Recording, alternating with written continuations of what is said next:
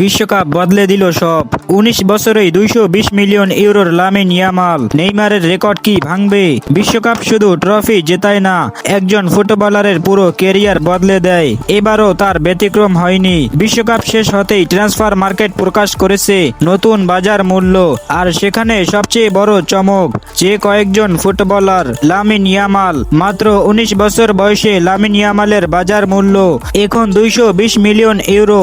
বিশ্বকাপে গোল, অ্যাসিস্ট, বড় ম্যাচে ম্যাচ উইনিং পারফরম্যান্স এবং স্পেনকে চ্যাম্পিয়ন করার পথে অসাধারণ ভূমিকার পুরস্কার এটি।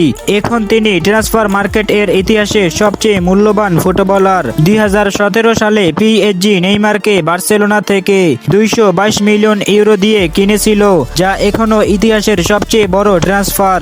আজ লামিনের বাজার মূল্য ২২০ মিলিয়ন ইউরো, অর্থাৎ নেইমারের সেই ঐতিহাসিক ট্রান্সফার ফির মাত্র ২ মিলিয়ন ইউরোর কম। ১৯ বছর বয়সে এই পর্যায়ে পৌঁছানো সত্যি অবিশ্বাস্য। এখন প্রশ্ন একটাই, এটাই কি ফুটবলের নতুন রাজার শুরু?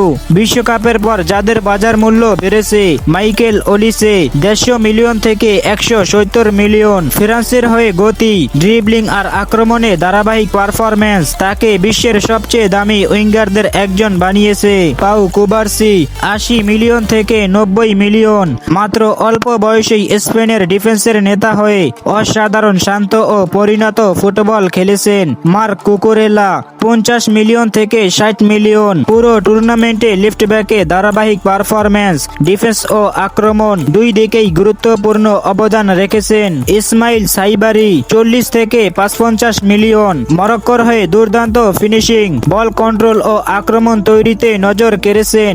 নাথানিয়েল ব্রাউন ৩৫ মিলিয়ন থেকে ৫০ মিলিয়ন। তরুণ হিসেবে বিশ্বকাপে আত্মবিশ্বাসী পারফরম্যান্স দিয়ে ইউরোপের বড় ক্লাবগুলোর নজরে এসেছেন। মাত্র ১৯ বছর বয়সে ২২০ মিলিয়ন ইউরোর বাজার মূল্য নিয়ে তিনি লিখেছেন নতুন ইতিহাস। আপনার কি মনে হয়, ভবিষ্যতে কি তিনি ২৫০ মিলিয়ন ইউরোর প্রথম ফুটবলার হবেন? কমেন্টে জানিয়ে দিন।